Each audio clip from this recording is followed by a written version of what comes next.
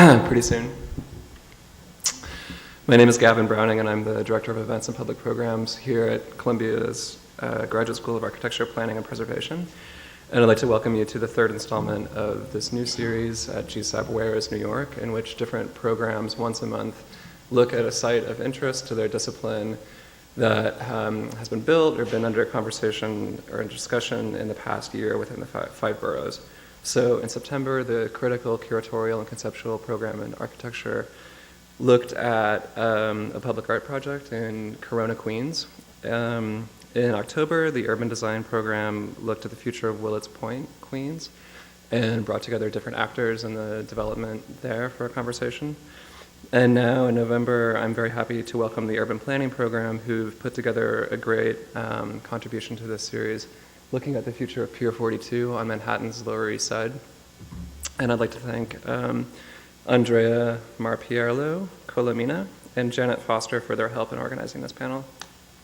The subtitle of tonight's talk is Visions at Pier 42, and I'm sure that a lot of you heard the announcement that $14 million was allocated towards the creation of a new public park on the pier. And this was announced on November 18th, about a week and a half ago, by the Lower Manhattan Development Corporation, which is the direct result of some of the speakers here tonight and other people that they've worked with. So I'm excited to welcome them. And I'd also like to thank, along with everyone else, Kaya Kuhl, who will be introducing our speakers, who is an architect and also holds a master's in urban planning from GSAPP. She has also worked for the Department of City Planning and is the principal of a design firm in Brooklyn called You Are the City, where she's done a lot of interesting projects, from the spatial dynamics of global migration to phytoremediation of brownfields and other contaminated sites, which was detailed in a project that you're probably familiar with, a field guide to phytoremediation. And so these are just some of the social and ecological issues that might come up in tonight's talk, so I think that Kaya is really a perfect person to moderate the discussion, and I'd like to welcome her to introduce our panelists.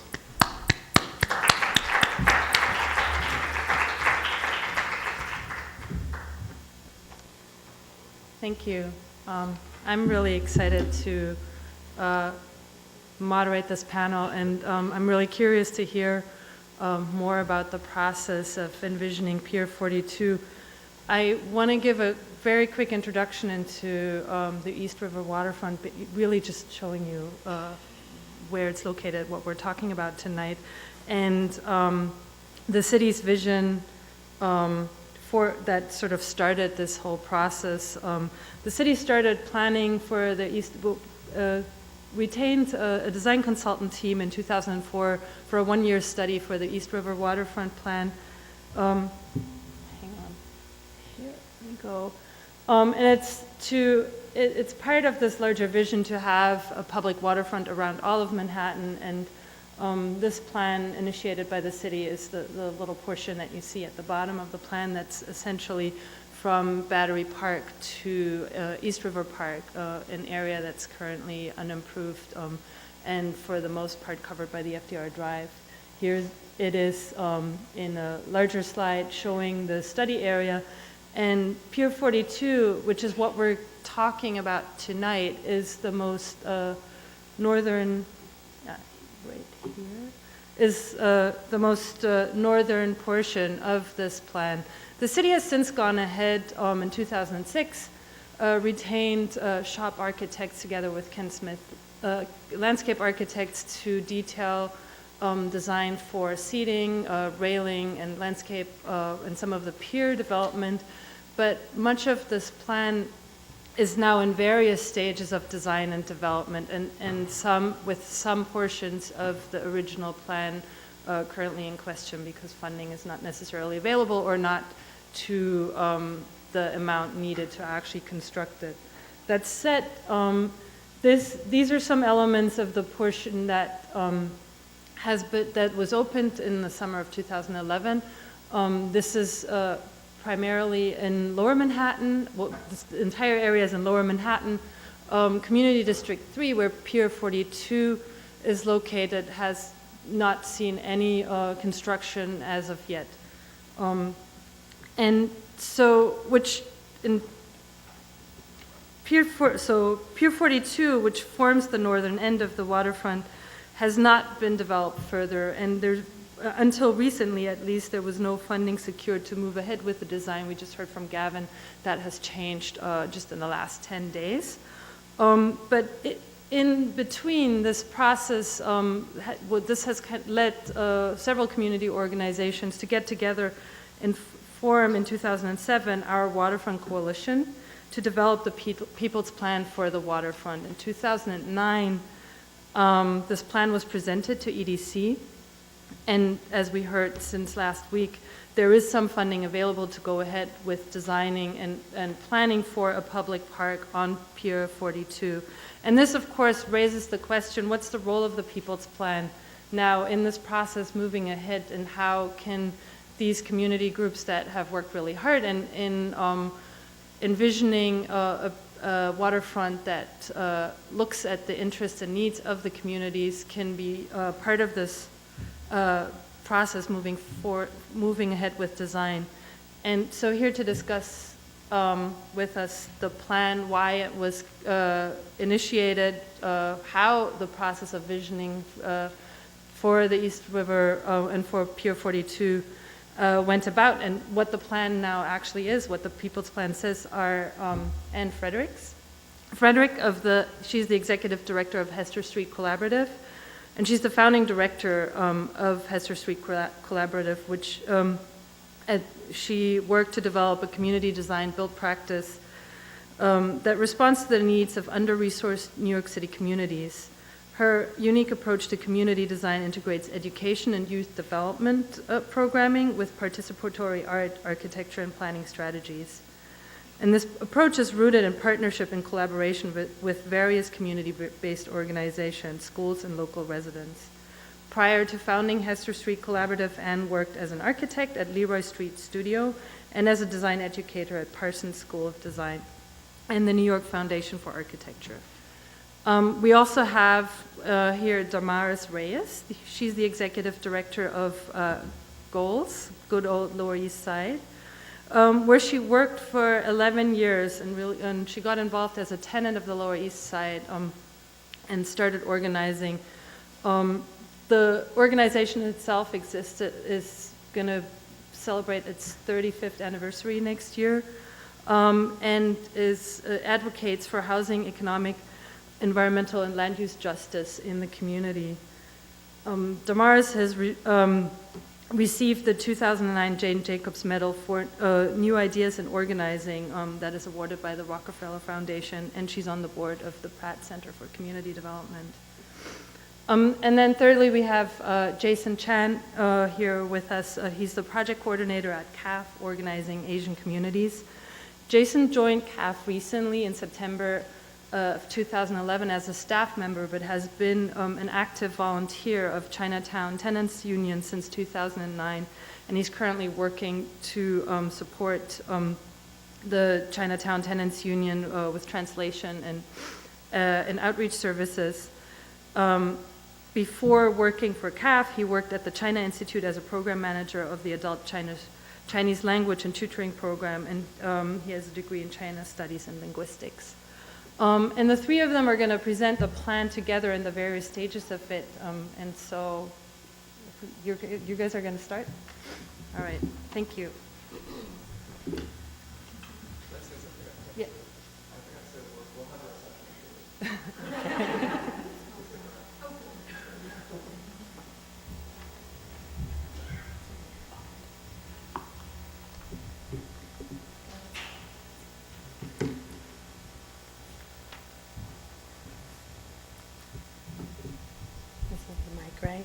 I was instructed to speak directly into the mic, so I want to follow the rules.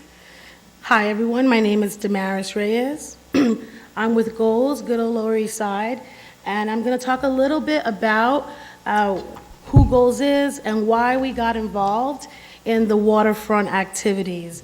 As was mentioned earlier, Goals is a community organization. We're going to turn 35 in 2012, and we work on housing, land use, economic, and environmental justice. We do our work in 3 ways. We do direct services because we believe that some problems are particular and immediate and need to be addressed right away.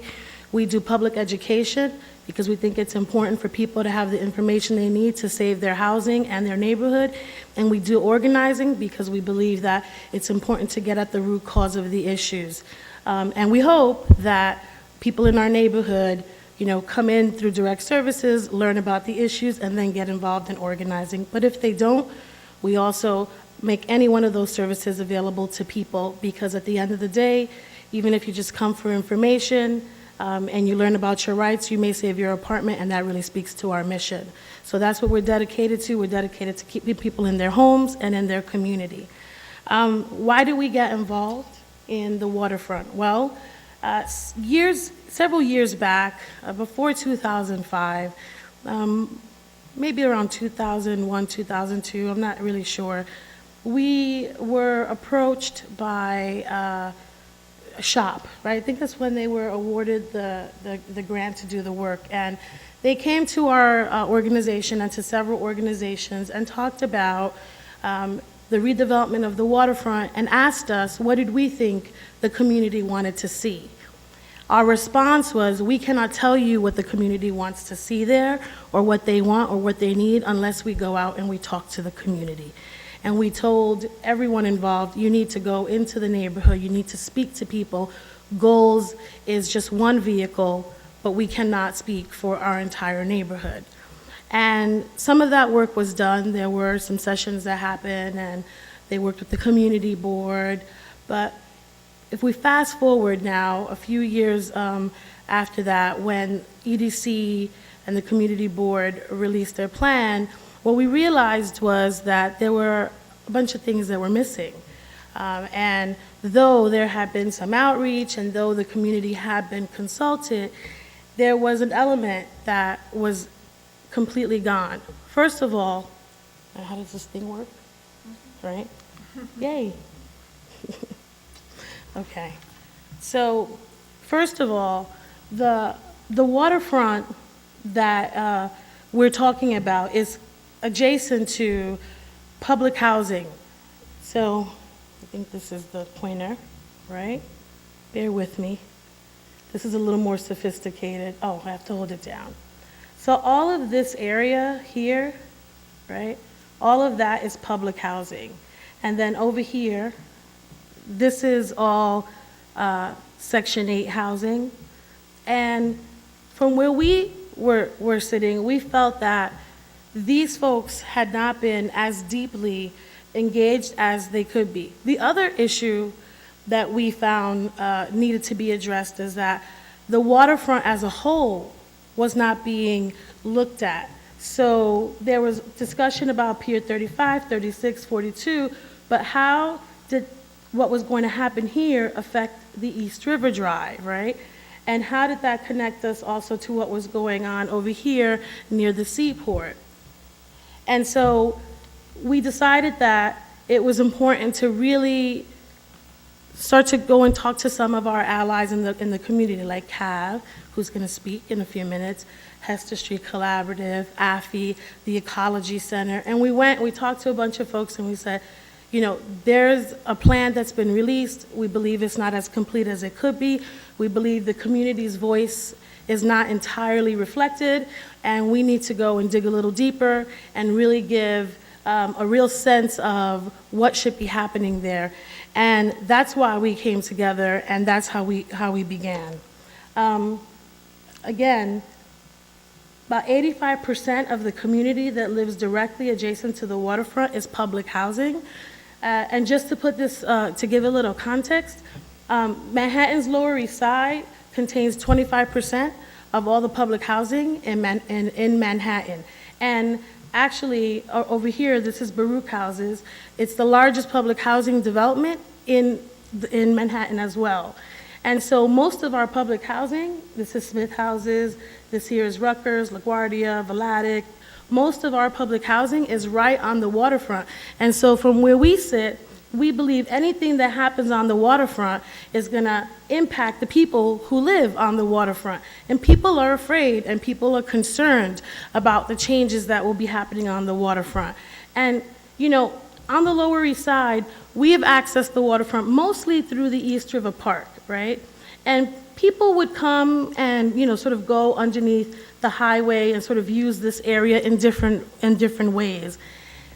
But here's where we were coming from. We felt, well, why are they doing anything on the waterfront? We were scared. And why were we scared? Because every time any kind of beautification or any kind of development comes, it never usually comes to benefit us. And now that's in a direct contradiction to who we are as an organization, where we feel like we need to be involved in decision making and we need to be involved in helping the residents have a voice in shaping their neighborhood. So for us, we were torn. For me personally, I live right here. I live on the waterfront as well. I can see the Williamsburg Bridge, the East River, all of it right from my living room, bedroom window. And so from where I was sitting, I said, you know, really, I don't want them to do anything to the waterfront. Not because we don't want a beautiful place, not because we don't think we deserve a wonderful waterfront, but because we understand that with beautifying the waterfront, with new amenities, it means that the neighborhood is now more attractive, right, for real estate developers who want to build luxury housing, who want to promote tourism, and ultimately, what does that mean for us? It means that we have to now worry about the stability of our homes and possibly being displaced. And this is what we heard from many people, while at the same time, we heard from many people all the wonderful things that, and Annie will talk about that they thought could happen on the waterfront. So I'm going to take a little sip of water. Am I leaving anything out, Annie? Am I leaving anything out? I'm not good at this stuff. Haha. So Annie's going to help me if I leave anything out here. So as you can see, this is just another visual of the waterfront. This is Pier 35, Pier 36, which right now they're storing, it's being used for parking for the sanitation. This is Basketball City, and that's a whole nother, I could spend this entire hour and a half talking just about Basketball City. And then Pier 42, which was announced earlier, we got $14 million to develop a park. And, you know, in a large way, that has a lot to do with the advocacy, the People's Plan, and us coming together as a community to make sure that something really is developed here for the public's interest. So the whole piece that we're talking about really extends from, you know, Broad to Jackson Street, and includes, again, Pier 35, 36, 42, which are adjacent to Rutgers houses and Vladeck houses. And then over here, again, this is where the parking is happening, and this is where the $14 million has been has been allocated to. And we're really excited about that, but we understand that for what we really want to see here, it's going to cost about $40 million, so we have $26 million to go. So if you know anybody with deep pockets, please send them our way. We really have to make sure that this $14 million does not get stuck in yet another planning process and design process that doesn't have the resources to push a real plan forward or even any real construction. What's this for? Okay. Here are just a couple of visuals. This is, you know, Pier 35, 36. This is underneath the FDR. And again, it's clear, right, that and this is the Esplanade, Pier 35 and 36, and Pier 42. It's clear, right, that this area needs a facelift. And, you know, I just want to sort of challenge you a little bit to think about how an area like this that needs a facelift could be scary for a community, and people would rather, in some instances, leave it like this versus be confronted with what happened on the west side, right? On the west side, the waterfront was, the Hudson River, the waterfront was developed. A lot of what was going on over there with the meat market, those businesses were displaced, galleries, luxury housing, and, we don't want to see that happen to our neighborhood. So we were really challenged by, how do we make sure that what happens on the waterfront benefits the local residents, that contributes to a beautiful waterfront and some place that everyone could enjoy, but that doesn't result in luxury, high-rise development. And believe me, those things, are real. I'm sure you know. Now, this is just, again, to sort of give you an idea how much space we're talking about, right? This is the length of the shed building on Pier 36. It's as tall as long as the Empire State Building's height. That's a lot of space. I love these slides, Annie. Everybody should thank Annie Frederick. She put this little thing together. And so, now I told you about how people were afraid, and they had a lot of reason to be afraid. In 2005, the EDC, the Department of Economic Development, they issued their plan for the waterfront, and then so did there was also a general growth plan for the seaport, which was proposing luxury housing on the seaport site in exchange for a school and a community center they talked about. And again, you can see how attractive a waterfront can be to a luxury developer. We believe that none of this happened because, one, of our advocacy, our organizing, but the other truth is that they went bankrupt. So that was really, a good thing for us. I mean, we don't want to wish anyone bad, but we also didn't want to see our wonderful seaport and waterfront be turned into a luxury development. So, and then Basketball City. I'm going to make it really brief about Basketball City. So, again, this is another clear example of privatization and the commercialization of the waterfront. So on Pier 36, there was a big community battle going back as far as 1993, I believe, where the city was sued by the assembly member regarding the use of Pier 36. And ultimately, there was an agreement, and the pier was supposed to be for community recreational use. So in 1996, Basketball City, New York, the corporation, responded to an RFP to redevelop Pier, I think it's about 64,000 square feet or so.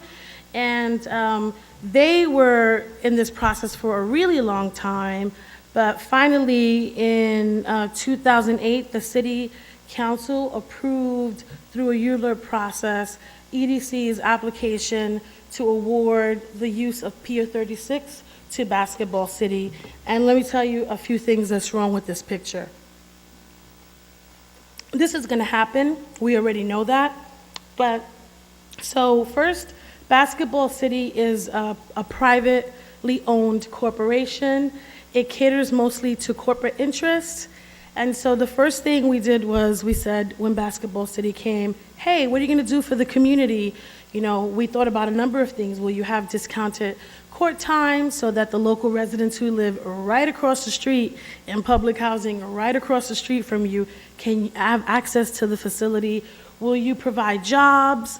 We asked all these questions, and I think it's fair to say that the community board had been also trying to negotiate with Basketball City. They come to an agreement. We, as a coalition, though, felt that we could do a little better, or at least that we could complement what they had reached, the agreement they had reached. We were not all that successful. What I will tell you is that Basketball City is being leased for about 19 cents a square foot on the waterfront. So I don't know anybody who pays that kind of rent. in any location. They have received around 14 to $15 million in subsidies and new market tax credits. All this money could have been used to, repair, rehab, some of the public housing that was right along this pier. And in the end, they will be giving free court time to some of the local schools. And they have promised to use a local hiring network for the jobs, but they did not commit to any percentage of jobs. And so while, we haven't gotten anything, I think we learned a lot. We learned that the work we do is really important, and that it's also important to ensure that our piers are not privatized and commercialized, because at the end of the day, the community doesn't necessarily have a win, or whatever gets built there doesn't necessarily benefit the local residents who live there. And we think it's important that there's a balance, right? We understand we're New York City. This is a waterfront. We represent, we have to be available and open to tourists and all kinds of folks, but at the same time, real people, everyday, hardworking people live in this area, and that has to be respected as well. So Basketball City begins construction. We should probably be ready to open its doors sometime in February, or at least that's when they talk about beginning a hiring process. And just to put the icing on the cake, not only did they get 19 cents a square foot, $15 million in subsidies, but they got a liquor license, and they're opening a cafe in Basketball City.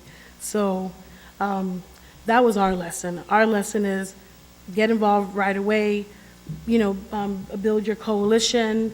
And that was our mistake here. We started to address this issue in particular too late. It remains to be seen what they'll be doing. We hope they'll be good friends to us, but I don't think so, Annie. What do you think? All right, so I'm going to pass this now to Jason. I think I've run my time.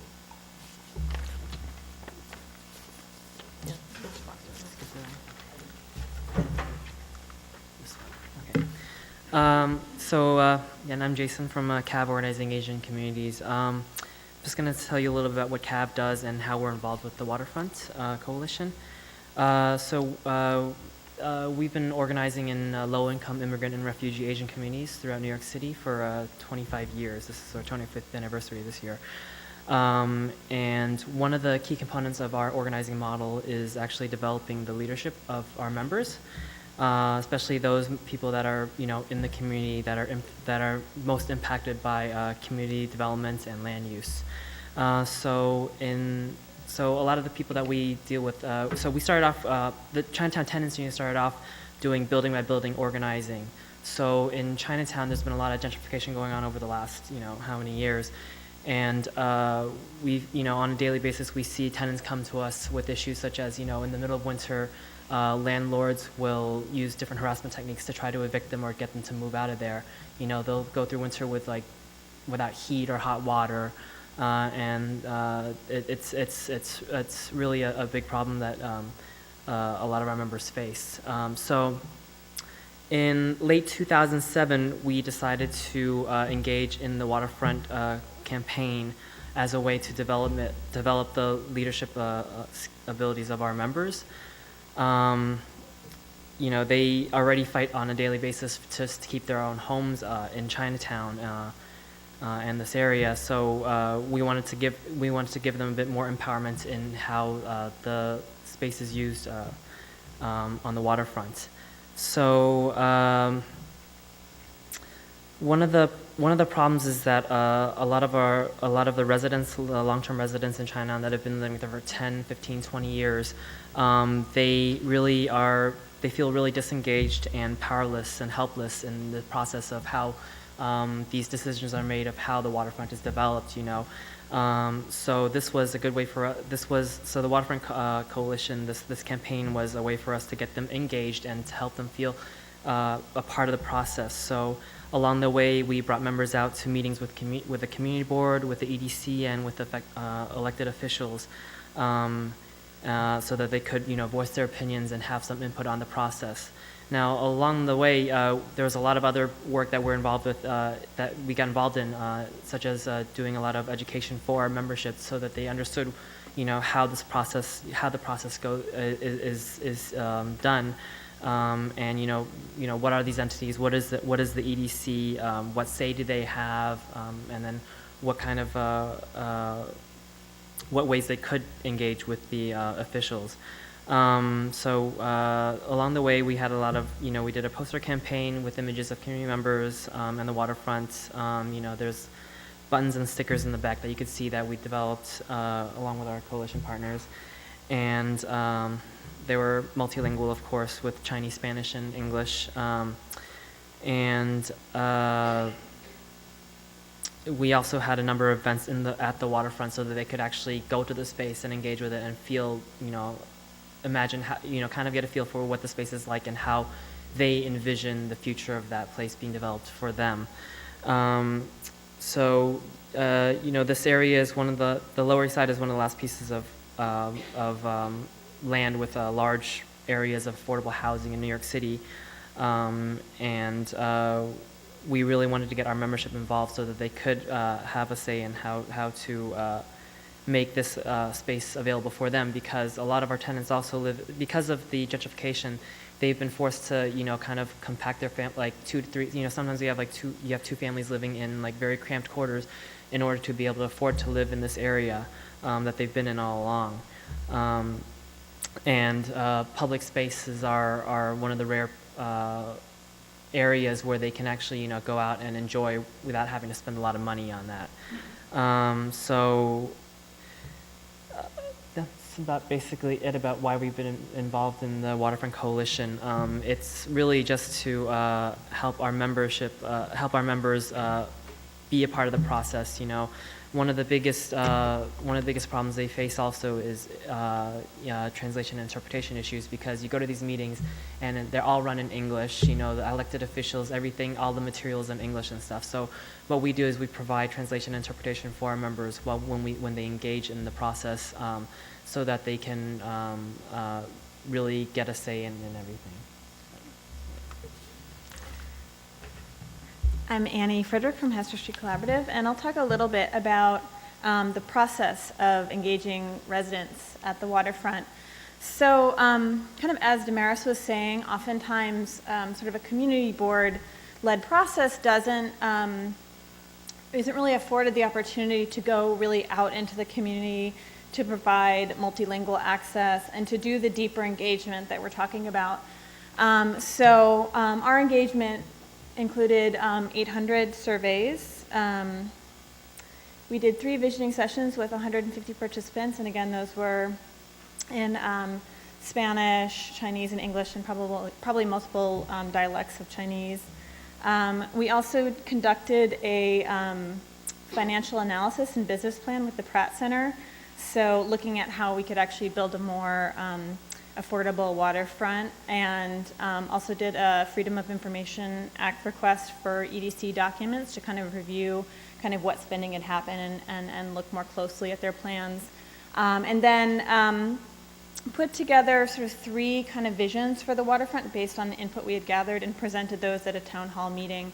And participants could sort of weigh in on what their ideal waterfront would look like. So at the visioning sessions, we asked participants to weigh in on what an ideal waterfront would look like for them, and what an ideal kind of day at the waterfront would look like for them. And then once we kind of gathered all the input from the whole process, we published the People's Plan for the waterfront. And again, that included a series of recommendations on what people would like to see there. And then in support of the recommendations in the waterfront plan, we developed this poster campaign that Jason was talking about that kind of brought out residents from the neighborhood, and we did a photo shoot of them on the waterfront and got quotes from them, and then postered kind of up in local businesses and storefronts around the neighborhood, and brought them out to a press conference on the waterfront advocating for funding for Pier 42.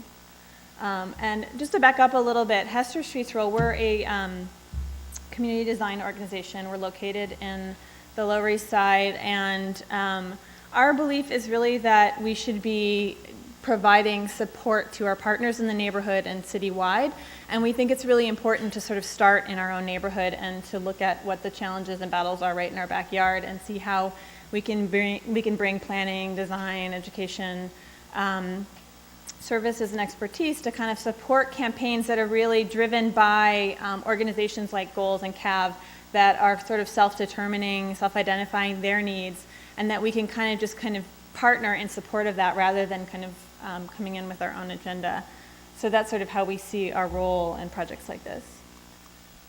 And then after the People's Plan was released, there was a sense that, you know, we had done all this work, and especially the membership organizations had done all of this work to kind of bring out their members and empower their members to be part of a process, but what then? I mean, there was no sense at the time of any funding for Pier 42, and we felt like it was really important to continue to engage people around that site for a few different reasons. One reason was really to further articulate some of the recommendations in the People's Plan, which we'll show you in a bit, but also to continue to kind of remind people about the site and to continue to engage people in advocating for their needs at the site. And then also to think about ways that we might be able to do some temporary installations on the waterfront that could model future uses and that could, through modeling these future uses, kind of advocate for some of the recommendations in the People's Plan. So we built this mobile model of the waterfront called the Waterfront on Wheels. And all of the blocks actually come off, and it collapses and fits on top of a bike trailer and can get wheeled around the neighborhood. This is actually CAV's office. So this is Dylan, our program manager, biking it around the neighborhood. And the idea, again, is that it's really about taking this process out into the community and meeting people where they're at. So this is actually the CAV youth members were trained to run the workshop, and they brought it out over the summer to Sarah D. Roosevelt Park in Chinatown and just invited kids who were in the park to participate in kind of creating a model of what their dream Pier 42 would look like. So we're still in the process of actually deploying this, and we'll be taking it into public schools and tenant association meetings and kind of all over the community, and then kind of compiling these more kind of detailed findings for Pier 42. And when we initiated this process, we didn't know if there was funding available, so it was really kind of a way to continue to engage around that site. But now it actually seems even more pressing now that there's actually this funding available, and how this could dovetail with the city's process. So I'm going to invite Jason back up to talk about some of the findings from the visioning process. So there were 7 main findings that we got through from the surveys and the visioning process. The first one, most importantly, is overwhelmingly the residents want free and low-cost services, and actually 71% of survey respondents said that they did not want any business to be part of the development. You know, they wanted things, they wanted to be able to do sports and recreation, they wanted education, they wanted open space, they wanted these things that would be accessible to them as low-income residents in the area. And obviously they wanted this to be culturally appropriate, so cultural diversity was a very important part of these services and whatnot that would come to the area.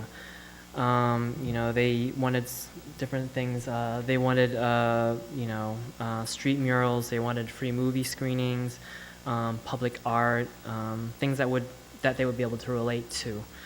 And then they were also very interested in health and quality of life. So, you know, along with all the budget cuts, you know, you always hear about budget cuts and, like, you know, services are being cut left and right. They want more of that. They want free public services. They want health services. They want, you know, translation. They want language classes. They want, eviction prevention center. They wanted these things that would be able to benefit them in the long term, and things like health and healthy and fresh food that's affordable and available to them. So you know, for the businesses that would be developed in the area, they wanted these to be accessible to them. You know, they don't want high-end coffee shops that are, you know, $4 for a cup of coffee. You know, they can't afford that. They want something that, you know, they want street vendors, you know, that you see in Chinatown that they can, you know, that they already use and, you know, frequent. And obviously they didn't want any high-end development there because they knew that this would not benefit them, you know. It just didn't make sense for them, and you know, our membership is already very engaged with the gentrification going on in Chinatown, and you know, any high-end developments along the waterfront, as Damaris has said before, this would not benefit them in the long term, and it's actually it would serve to get rid of more of them. Chinatown's the Chinese population in Chinatown over the last 10 years, I think, has dropped. I can't remember if it's 14 or 17%. So the gentrification is actually having a very real impact on the community right now. And so basically they have a lot of concerns also. You know, they want to make sure that what is developed there is affordable, accessible, and is also safe, you know.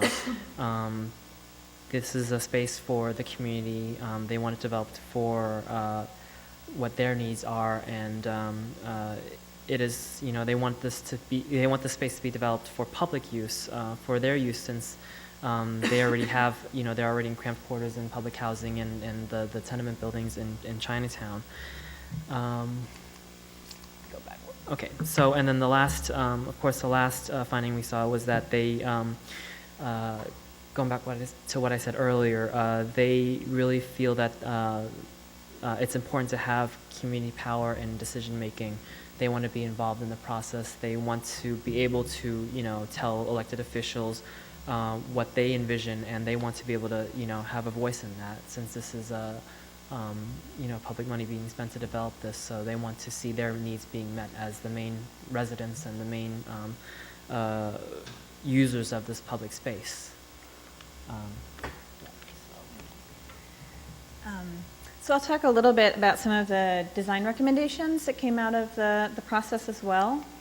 So part of the analysis included looking at access to the waterfront and some of the current barriers to accessing the waterfront, which include the FDR itself, which sort of dips down to street level around Montgomery Street.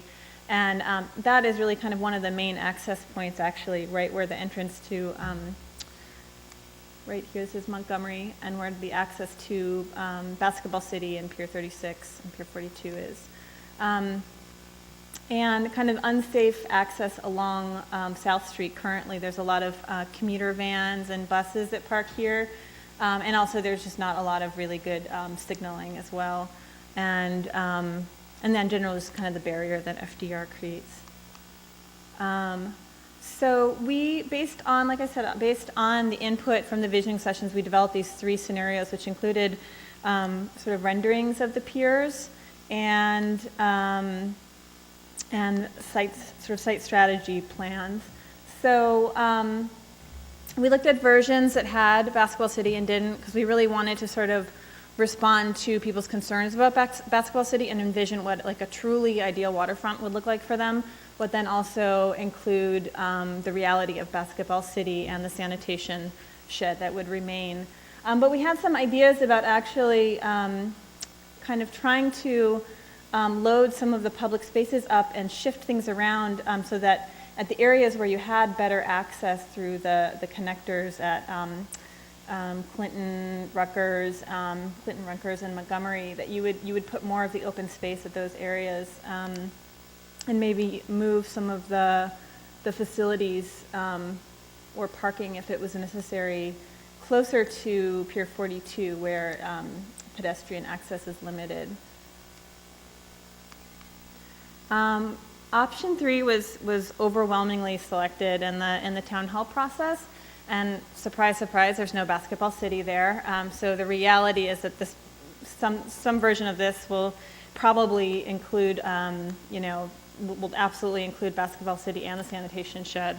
But just to kind of show what the community ideally wanted, they wanted a greenway, so this sort of shared kind of running, biking path that kind of meanders through the piers, multi-use courts that are open and free and accessible, a river pool similar to one up in Beacon, where the pool kind of acts as a sieve and filters out the river water. A community center that provides some of the services that we talked about in the findings.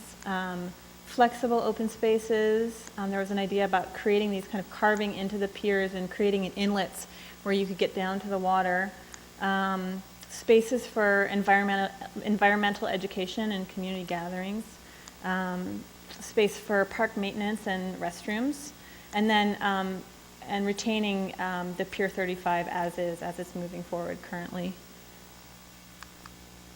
And as I said, I'll just go back, some version will, the version with Basketball City and Pier 36 intact will be what moves forward, but we had this idea that, again, if you could like relocate some of the sanitation parking needs over to further up to Pier 42, you could actually open up more of Pier 36 where it's more accessible, and that you could even maybe take the shed buildings and carve into them and create, kind of use the ruins of the shed buildings and maybe create green roofs and kind of appropriate those buildings in an interesting way. So, Damaris, I'm going to leave it to you to wrap up some final words. So again, this is just a slide from one of the Waterfront on Wheels visioning sessions, which we'll be continuing on. This is the last slide. So, I mean, in closing, this has been quite an experience for us. We learned a lot of valuable lessons. We learned that it's important for the community to be engaged, to have a say-so, that it's important to be involved in decision-making around land use issues in your neighborhood and how important land use issues are to the growth and vitality of a neighborhood, right, where some housing is built, where a green open space is built, all those issues, and why the people who live there are in a unique position to understand how best to allocate the space in a neighborhood. We feel like it's been quite an interesting process to work with folks, and we understand that this issue is not over, and the Waterfront on Wheels is a really critical part of continuing the dialogue, especially given the new resources that we've now received to tear down the shed at Pier 42 and begin to put together some real design plans. And we learned that, sometimes, no matter what you really want to see, there are sometimes forces that are greater than you. But I think what is really clear to us is if we had not gotten involved, had not talked to the residents, had not developed the people's plan, what we would have seen on the waterfront could have been a whole lot worse. And we're really clear about that. Pier 35 is going to be developed into a park, and that's a great victory for us. There also, the Esplanade is being developed, and even though we have Basketball City sort of right there, they know that they have to be mindful of the community.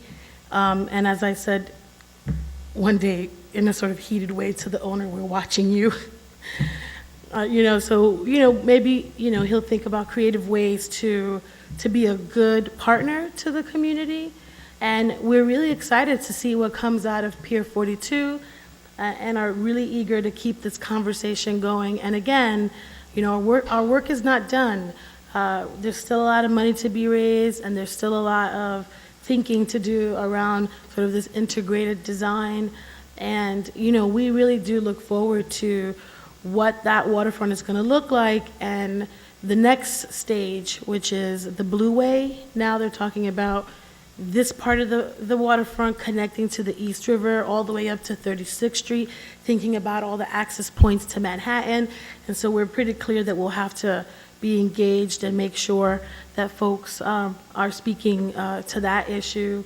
And so, I mean, those are our, those are our lessons, our takeaways. And, our next steps are, the conversation has to continue. We have to continue to advocate. There's a lot of money to be raised, but we are really clear about, the good that's come out of the last 4 or 5 years of our work. And, finally, what I'll say is that, for a long time, we thought about, what the Lower East Side's waterfront didn't get versus what the West Side's waterfront would always get. And especially after 9/11, the Lower Manhattan Development Corporation allocated lots of resources to, folks in Battery Park, in the Battery Park City area, all along the west side. They got a community center. We would never get anything. So we feel really good about these $14 million finally coming to our community. And in the last round of the leftover LMDC money, a lot of decisions were made to really pay some attention to our neighborhood finally. And so, again, we learned that, being active, organizing, and making sure residents are involved in the process is critical and necessary to having, to shaping the future of a neighborhood that really speaks to the long-time community that's there and ensures sort of this, diversity in both ethnically, racially, and economically. And that's really why the waterfront is a really big, important piece to us. So I think that's it. Thank you.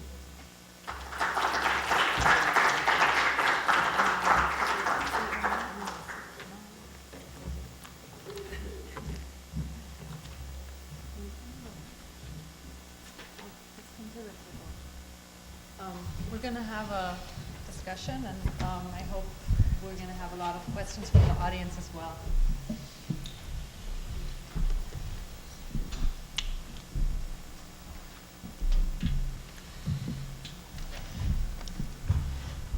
And I can maybe just start with one question that I have. And first of all, I want to say I think it's really impressive how much work went into this and how much you did over the past 4 years now to engage in this process. And of course, the question is now, what's the future of the People's Plan? And I'm particularly interested in how you see the plan and your engagement with relationship to the city agencies that are, in charge of implementing design and construction on Pier 42 and the entire waterfront Esplanade. And do you have any ideas of how you want to move forward in being an active participant in this process? I'll start. So I think it's important, there was, up until 10 days ago, there wasn't funding for Pier 42, so I think we were all, a lot of the coalition, we were still engaging around the waterfront on wheels, but there was a sense of, kind of less of a sense of urgency in terms of, okay, we need to make sure our vision for Pier 42 is really, more concretized in some way. We felt like kind of walking this careful line, I think, between not wanting to kind of raise false hopes that the Pier 42 was going to happen, immediately, but also wanting to continue to engage people in advocating and being part of the process of moving that project forward, and then possibly doing some temporary installations that could, this idea of modeling future uses by actually building things and trying out in a really kind of low-tech, quick and dirty way, event spaces. So we were kind of thinking along those lines, and I think now we sort of have to take a moment and reconvene as a coalition and really think about what facets of the People's Plan are still valid, because so much has changed in terms of even just our knowledge about what was happening with Basketball City. What pieces of the People's Plan do we hold on to, and what pieces do we move forward with, or where are the sort of strategic fights and pieces to go for, move forward with? Do you want to add? I don't really have much more to add. Well, maybe another question that I have then is I've seen projects like this where community groups take different roles in relationship to government agencies that put forward these plans. Sometimes it's a collaboration, sometimes the community puts forward an alternative.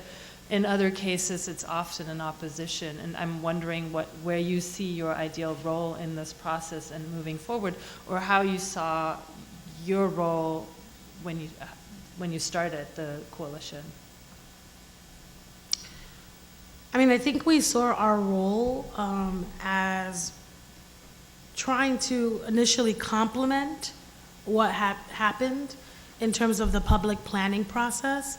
We felt that there were some good efforts, but we thought that more could have been done to not only really go to the residents and dig a little deeper, but in thinking about the whole waterfront.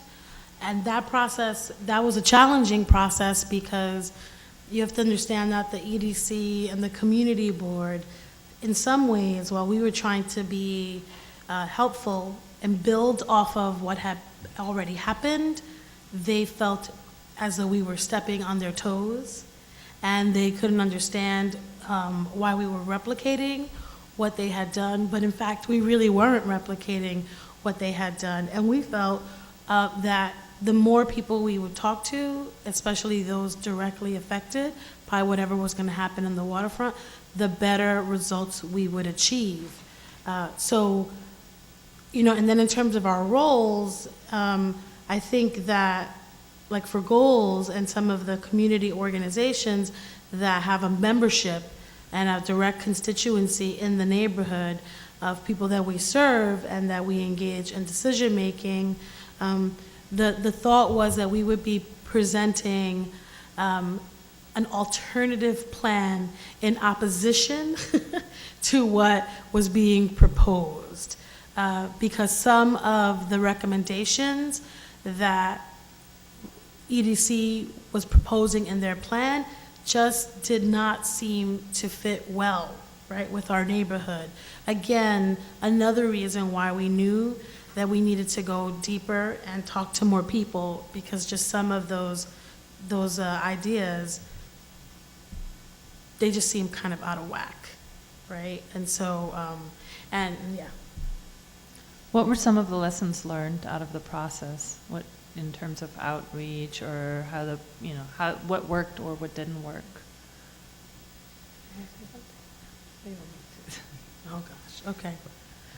So, I don't want to like talk the whole time, but let's see. So outreach and some of the lessons. I think that, you know, this was challenging. It was hard work, right? We had a lot to consider. We have a diverse community.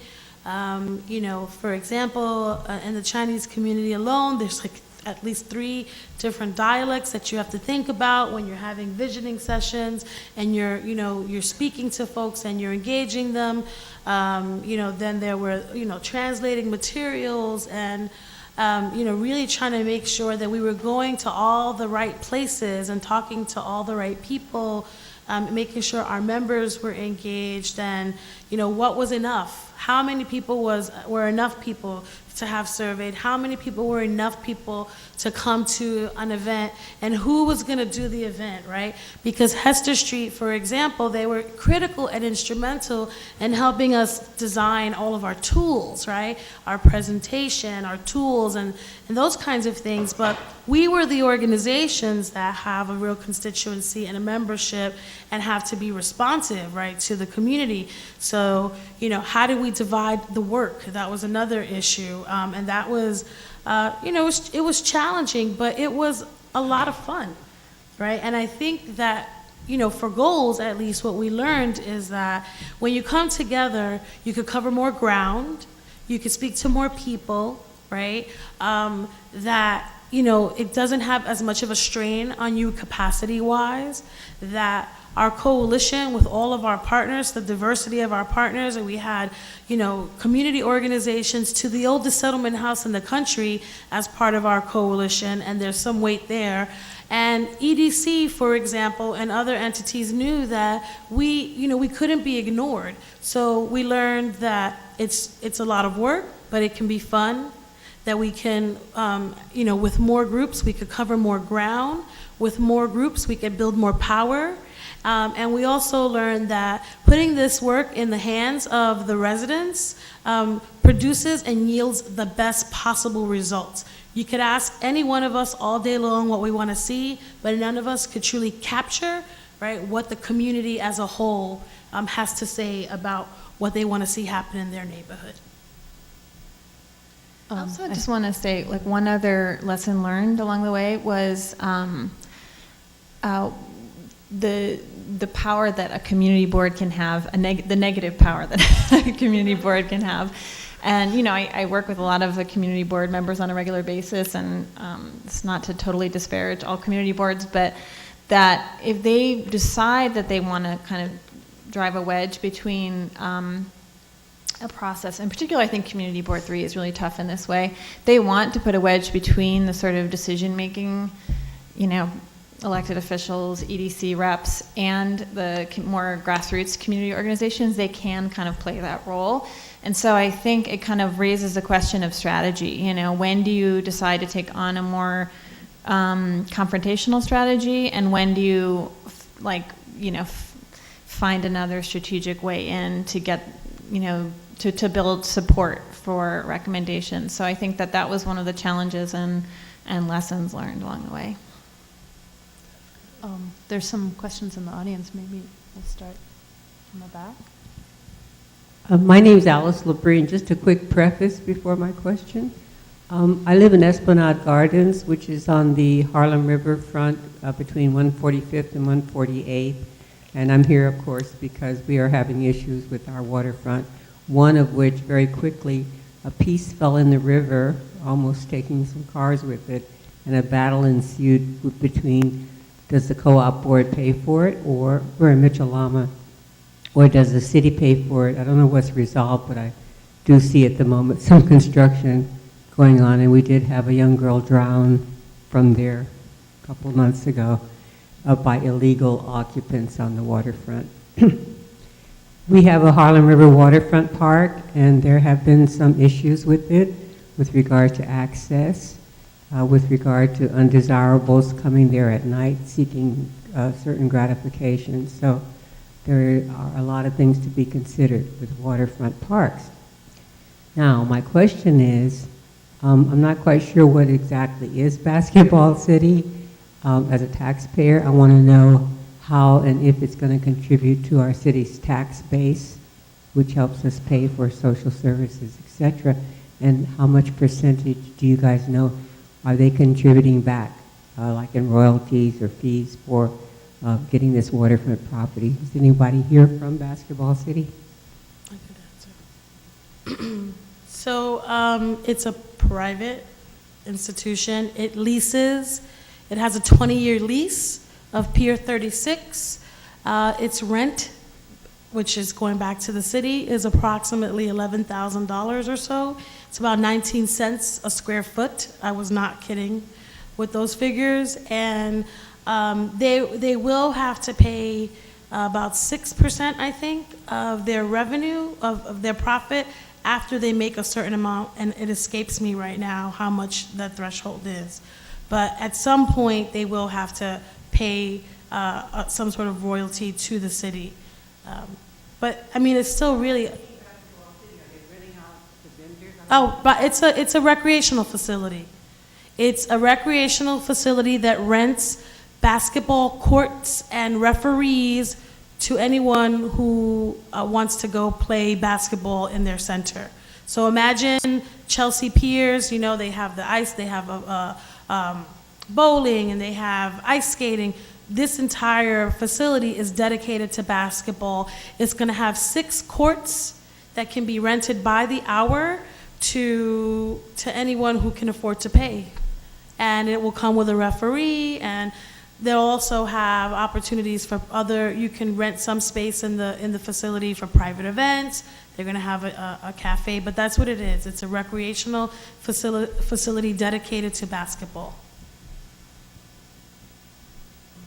Yes, the gentleman mentioned that he didn't want any high rises, but I saw that there were 6 high rises in your model. there were 6 high-rises in your model in front of the public housing. So, I mean, is that a compromise? Those are actually representative of the public housing. So that's basically, we included a portion of the adjacent housing.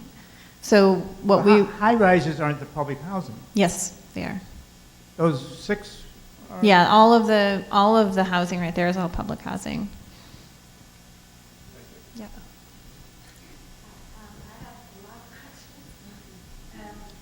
One of them is, who ultimately got the money and whose park will it be? Will it be in New York, did EDC get the money, or are they giving, is it going to be ultimately a New York City park, Parks Department? Like, who are you going to be? So that's a good question because, so EDC is managing the development of the site, yet at the press conference, Adrian Benaby, the Parks Commissioner, was there to sort of make the announcement.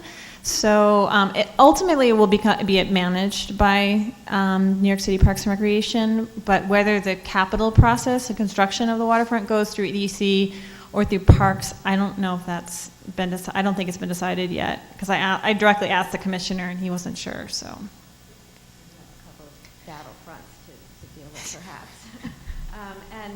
And then that would depend on who did the maintenance ultimately. And is Parks will do Basketball maintenance. City going to be responsible for any part of maintenance? And are they going to let the public use their bathrooms? Maybe that could be their give back to the community too. Once part of the people start going down there, if they let the public use their bathrooms and maybe their roof space also. And are they going to have parking and how much is going to be taken up with parking spaces? Basketball City. Oh. Yeah. Yeah, Parking so lot for pickup and drop off. Basketball City, I don't know if they're going to let the public use their restrooms. I mean, you have to be a member, so you have an annual membership, and then you can rent the courts. Yes, there will be parking, but the parking available will be to the patrons of Basketball City. And what was your other question? Well, I was thinking maybe because there was the issue with all the vans and buses parked along with the pedestrian access, maybe another give back that basketball kids, maybe part of their parking lot could be a bus and van pick up and drop off to make it easier for the pedestrians to have a clear way to get across the lower part of the park. That's an interesting concept. And I mean, it's certainly something we could raise, except that, Basketball City is so angry at us that he doesn't want to talk to us at this moment. Tell EDC to tell that. I mean, Right. he's a spokesperson through EDC, so Yeah. it's not coming directly from Yeah. him. The other Good thing, I idea. mean, Bruce Radler, the developer of, is it Radler, right? Yeah.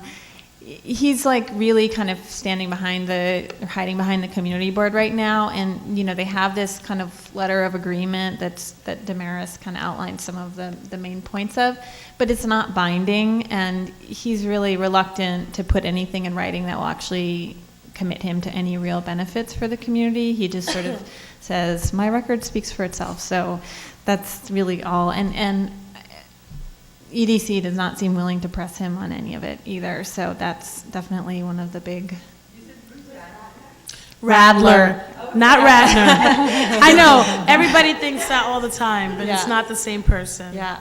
I know. If I could just add to that, initially when we approached Basketball City and the owner and we met with them as a coalition, they were receptive to talking to us and some of the asks that we had. We wanted a community benefits agreement, again, with jobs, just, discounted court time, a bunch of other small things, nothing too major. And the owner was very open. We met with him several times until he realized that the community board was not necessarily working with us, though we all along had the intention of engaging the community board in whatever the ultimate outcome was. And so at that point, when he realized that, he totally withdrew and withdrew all concessions and proposals. And like Annie said, I was trying to be a little diplomatic because people expect us as the organizers to always be the troublemakers and the agitational ones. So I didn't want to put it all out there. But so he basically is hiding behind the community board. And it's really surprising to us the way that this thing has unfolded. given some of the players and some of the history in the neighborhood, we really would have expected a little bit more support.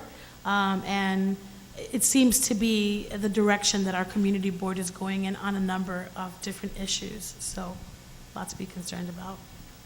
Lots of questions. Maybe over here one. Go ahead if you speak loud enough, or the mic will come to you. I just want to know how you came about 19 cents per square feet for the basketball city. Is it the city that fixed it, or how did you come about the 19 cents? Because to me, it looks a bit low. It is really low. Yeah, 19 cents per square feet. And also, how did you ensure that the community will be hired, that the job opportunity, I mean, what percentage of job opportunity will be allocated to residents and the community? So we came up with the figure. I have to admit, it was one of my staff that came up with the figure. The facility is about 64,000 square feet, and the outdoor parking area is about 24,000. So when we divide that by what they're paying the city, which is somewhere in the range of about $11,000, it approximately comes to 6 to 19 cents a square foot, right? And then in terms of, because it's about 64,000, 24,000 feet of space that Basketball City is leasing from the city. In terms of the percentage of jobs, they would not give us a percentage of jobs. That's what one of our fights is about. We wanted a percentage. We initially said 100% of the jobs, at least 50% of the jobs that are created from the construction and the ongoing running of Basketball City should go to folks who live in the immediate neighborhood. And Bruce Radler's response is, I'm not going to commit to any percentage of jobs. What he did commit to was using the Lower East Side Employment Network, which is a group of different organizations that do, employment services and job readiness, of which Goals is a part of as well, that those jobs, he would advertise them through the employment network and give the employment network an opportunity to fill those jobs. But there's no agreement as to how many jobs, how long he will let us, try to search for, qualified applicants. I mean, at the end of the day, some people think that's a good victory. Goals thinks it's a crumb. You had another question, right? Could you elaborate the conflicts with the community board? I really don't understand. What do they have a waterfront committee? And Yes. What are their interests? So they have a parks department, they have a parks committee, and then there's a waterfront subcommittee. And I think, it's not clear, really. Maybe Annie could also, give a little bit of background. I don't really know, to be honest, why we received such an agitational response from them. We, from the beginning, we asked to talk to them about what we wanted to do. We asked to present our findings, engage them before we got to the stage of having a people's plan.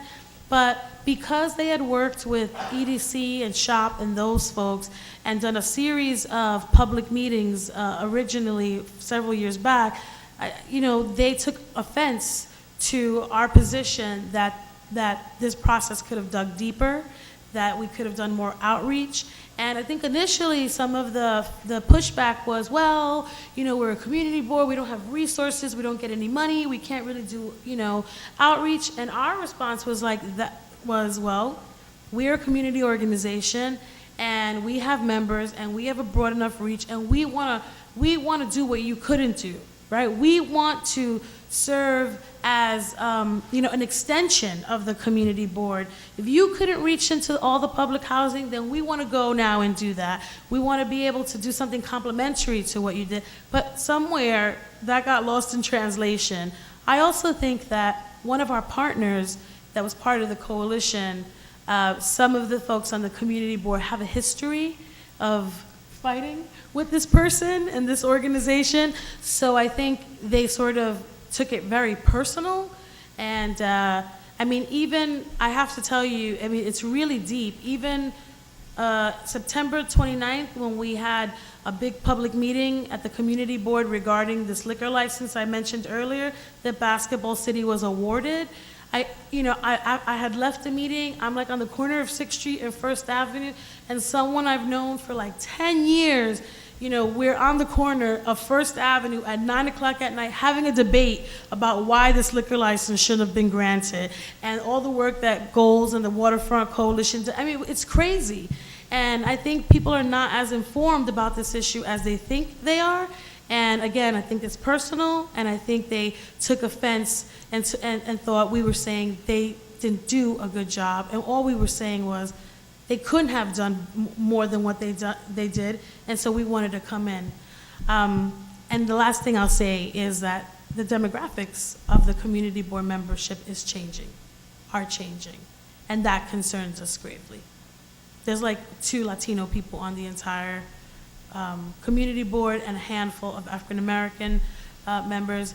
We're okay with the Asian community. Finally, we have a good, representation, but a lot of the representation are newer folks.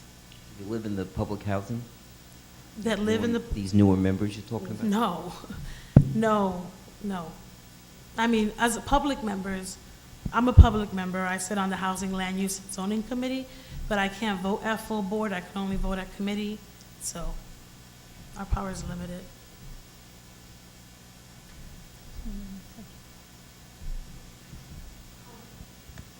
With regard to some of those suggestions, I understand. I think I thought they were very good ones, and clearly could be part of the $11 million plan that's produced and therefore inserted, but anyway. I do have 2 questions, I guess the quick one first.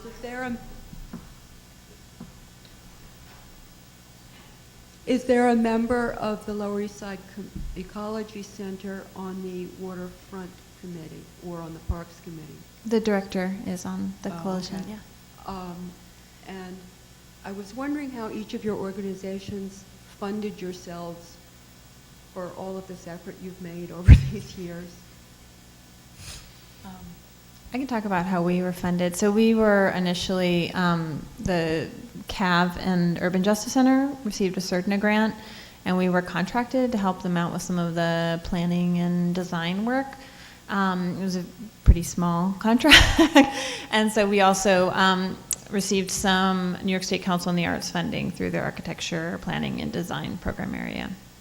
And also through the Mertz Gilmer Foundation, through Goals they have sort of technical assistance lines for kind of partner support organizations that are working with grantees, and they primarily fund organizing work.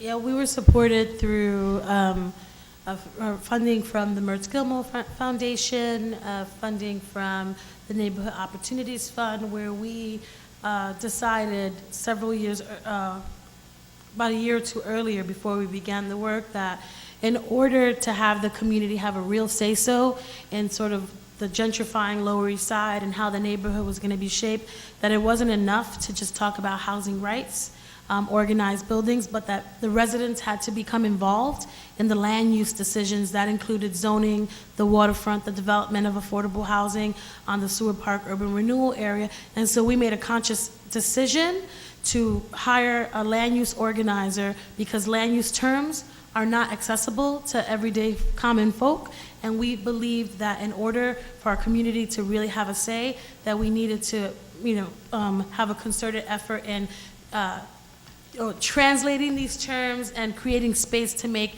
this work more accessible. As far as CAB as well, I mean, my colleague actually was heading up this campaign, so she unfortunately couldn't make it today. So, I mean, I'm more than happy to give you her contact information afterwards, and you can ask her where we got most of our funding. But I mean, just the general organizing work is what CAB is involved in, and having our membership involved is just a part of our daily work. And these issues.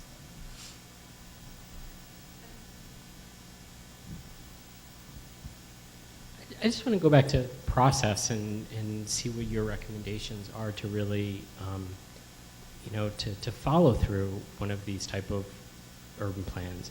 And I'll confess, the reason why I ask is because about 5 days ago, I interviewed at the EDC. Since graduating from here, it's been my choice of where I want to work. And probably one of my biggest fears in preparing for this interview was that they were going to ask me a case of, we're going to give you a project on the East Waterfront, and, how do you begin this? Who do you go to? So I, studied up on all of my Community Board 3 and the land use, committees and, and the Waterfront Committee that they have. And so tonight is kind of throwing that for a loop. So it begs the question, where do someone like the EDC begin when they, are forming a project like this? Who can they trust? How do they go to? And it's the big question around community benefits agreements too, is who is the community? I mean, I think that there needs to be as inclusive of an umbrella as possible. That community board is part of it, community-based organizations are part of a community, and I think it needs to be, the net needs to be cast as broadly as possible. And I think that's what's problematic when a community board intervenes and says, no, your community-based organizations are not legitimate in this process, when in fact they're able to do much deeper and more meaningful outreach and engagement than a community board is able to do. So I think, I think that the agency has a responsibility to be inclusive of all of those voices and to take them all into account. And they're in a very tricky role of trying to balance and please everyone. It's an impossible role to be in, but I think that they have to sort of at least aim towards being, as inclusive and looking at plans and processes, legitimate plans and processes that are out there.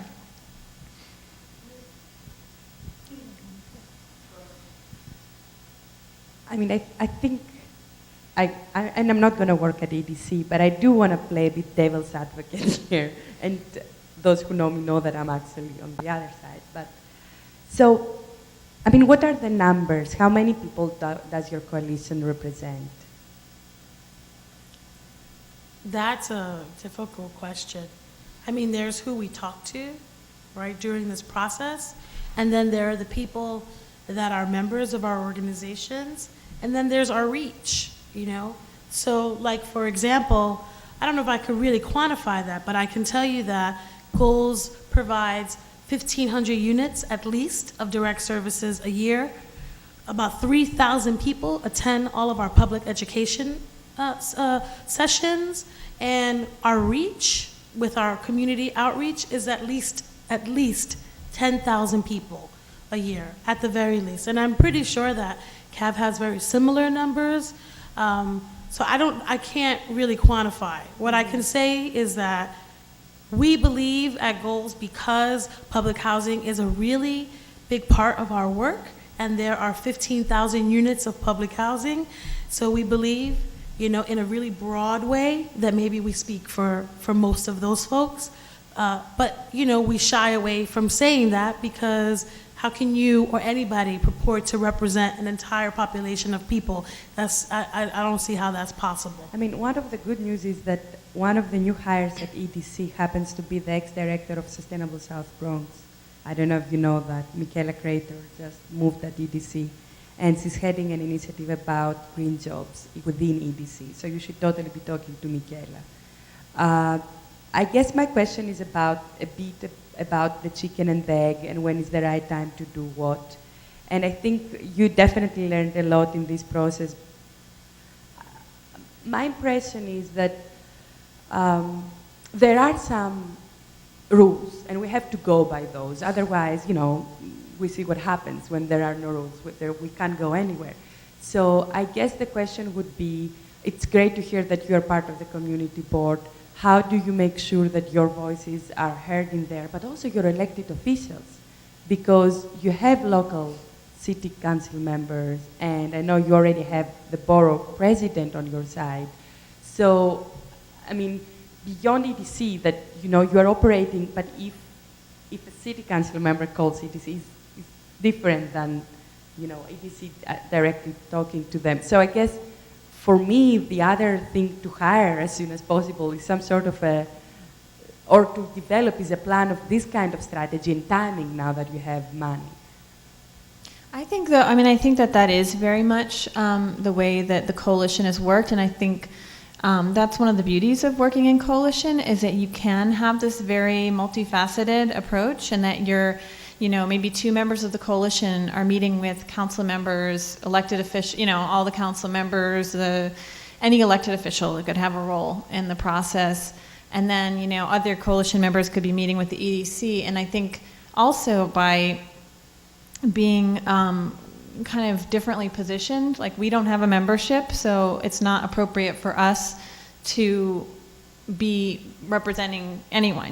We're providing resources, but we can take a slightly different tack than Goals or CAB might be able to. And I think that amongst our coalition, that's a very conscious decision about when do you try and work side by side with the agency, and when do you take on a more controversial, when do you agitate, or when do you take a more confrontational position? We were in a unique, Goals represents, we cover all of Community Board 3, so we work with both the council members, the state senator. When the announcement was made about the $14 million, it was State Senator Daniel Squadron, U.S. Senator Charles Schumer, the councilwoman. We've met with almost all of those folks to talk about this work, to get their support on these issues. And I have to say that, with EDC, that's challenging, right? Because we have worked with EDC, Goals in particular, not only on the waterfront, but in the Sewer Park urban renewal area, which is like the largest parcel of city-owned land south of 96th Street that's been vacant for 40 years. And we did a whole series of visioning sessions and all this stuff, and EDC attended them. So we did them for our members, and EDC came to our meetings, right? And so here we are in this space of we're trying to push and influence them, but at the same time, understanding that they're sort of between a rock and a hard place, and that it was clear to us that they understood the community board was an entity, but so were we, right? And I felt in this process, I don't know if I can exactly gauge who I think they listened to the most, but what I can say is that I know that they recognized our coalition, both on the waterfront and Goals, and both in the Sewer Park issue, as a viable source that represents the community. My last question was about the business plan, because I think this was a very fascinating process, what you've done so far.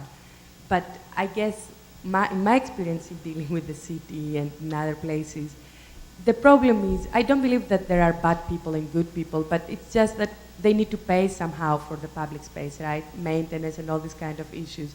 So what would be interesting is also to hear a bit from you, because you didn't tell us what did the business plan show that you developed with Pickett. So basically we did sort of market rate study of what it would cost to build some of the recommendations in the People's Plan and the different options, and came up with some alternative numbers. And what's challenging at the end of the day is because an agency will tell you, this is what it costs to build, no matter what research you do and how detailed your research is and how thorough. At the end of the day, it's it can be a bit of the cost of doing business as a city agency. So I think that's one of the challenges in the work, is how do you push back on some of those numbers when, the capital cost of Parks Department projects, for example, are just unreal. We're working on the renovation of the Allen and Pike Street pedestrian malls right now. There's a tiny little comfort station. It's a disused bathroom at Allen and Delancey that, according to Parks, is $2 million to renovate. And so, they have to go through a series of reviews, which are costly and internally. And so, how do you begin to push back around that? It's really, I think, difficult. So, what was that? develop your own business improvement district. Well, that's a whole nother animal. Right, I mean, I think, goals rejects this concept that, everything that needs to be paid for needs to be paid, that the city has to work constantly to leverage private resources because there's no money. We know that there's, yes, there is a truth to that, but where did the money come to give Basketball City, $14 million in subsidies and new market tax credits? That money appeared. So, and if EDC, its primary mission is to generate revenue for the city, then why would they, rent or lease this space for such a small amount of money, right? So when you think about it, there's a contradiction here. We have to figure out, the community, how to pay for the running of the waterfront, because somebody's got to pay for it. But yet, there are these entities that you have established that are not paying their fair share. And so when you think about that, from a practical standpoint, yes, we understand that things need to be paid for, but also from sort of an ideological, theoretical place, we feel like, is that really our problem? The city should be able to come up with creative ways to keep our spaces public and still maintain them. And it's been now a really long history of the city, for example, really starving its agencies of resources like the Parks Department. Parks are paid for because council members have to prioritize how they're going to allocate their money when there used to be a budget line in the city so parks could say, we need to fix this many parks. There's something wrong, inherently wrong with our system. And I think that was one of the things that we recognized and we felt we needed to really, speak about. There's one more question over there. I just want to say something in the meantime. I would actually argue that being creative about solving the city's problem is exactly what gives you a really big seat at the table and making, and participating in future decisions about what's going on there. So I wouldn't necessarily I wouldn't say that they're not your problems, because it empowers enormously, and that's been the case for a lot of other community groups that have been successful in raising funds, and so have you. And so to take the city's problem as yours is only going to empower you in the process. I hear you, except that it doesn't really always play out that way. I mean, there's a fluke that the LMDC is giving us $14 million. We got to call it what it is. You know how many things we've advocated for, how many resources we've asked the city for, and we never see those. There's not a public participatory process for average, everyday community folk to be involved in making decisions about how the city's going to spend its money, right? Ideally, that is what we want and we believe. But at the same time, the creative approach that people have used is that they have these conservatories, right?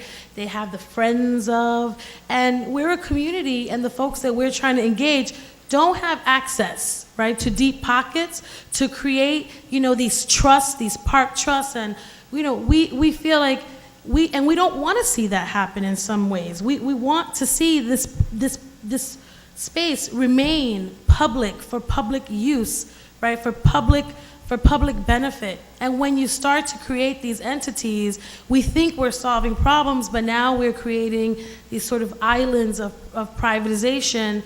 And I'm just, I always say to everybody, I am just a poor Puerto Rican girl from the projects, okay? That's where I come from, that's where I live. I raise money for my organization, but it's not Damaris who raises money. It's the history and the work behind what we do. So my ability to go to people who have money is very limited, right? And until the city sees the community as a real partner in making these decisions, we're never really going to have that kind of control. Maybe we'll take one more question. Well, related to that, I think you guys are amazing that you're working on this. Can you hear me in the microphone? But I'm working kind of on a related thing for my thesis, and I wanted to look at gentrification as a result of waterfront development. And so I kind of wanted to know some feedback from you on what you thought the value of looking at the changes in the community as waterfront development has happened from the first waterfront visioning plan in 1992 to this most recent one. It's really hard to find information on gentrification from, like, as we are concerned with it, is displacing people from census data and that sort of thing. So like, where do you think I could look at data for that? Like, do you go through interviews, or do you know of anyone who's tried to research that? Because that's definitely related to, and when you have data like that, then people, government bodies take you more seriously, and so that's my question. I'm actually wondering if, Cav, you're doing that report release on Thursday, right? The rezoning report, and I'm sure there's probably been some study of impact of gentrification on the... Yeah, so on Thursday, December 1st, we're actually involved in another campaign now, the rezoning campaign, and in partnership with another coalition, the Chinatown Working Group, and that report we did. I don't remember the exact figures, but we did a lot of community-based surveys, and we also surveyed a lot of the small businesses in the Chinatown area to see what kind of effects gentrification have had on them. How rent increase has forced some businesses to consider relocating, and also what community residents, what their reaction is to what's going on in Chinatown right now in regards to gentrification and the potential rezoning that's going to happen there. Yeah, we're going to release it on Thursday, December 1st. If you go to I don't know if it's on our website. It's going to be at University Settlement.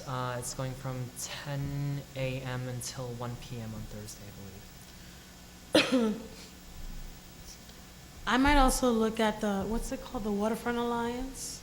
What's the name of that group, Annie? You remember? Metropolitan Waterfront. The Metropolitan, have you looked at them, the Metropolitan Waterfront Alliance? I might also contact a group named Fierce, who works on the west side and has been trying to get a community center built on the west side for a really long time for LGBTQ youth. And they may have some statistics. I'm not sure, but they may have some statistics.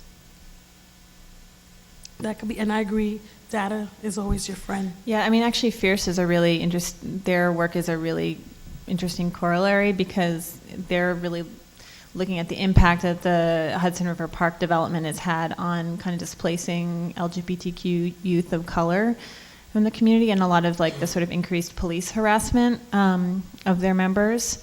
And I think they have a report that I think they did a white paper on kind of an early study of that. Okay, I want to thank you all for coming, and all of you for such an engaged discussion. There's a reception outside now, and we can continue the conversation there. Thank you.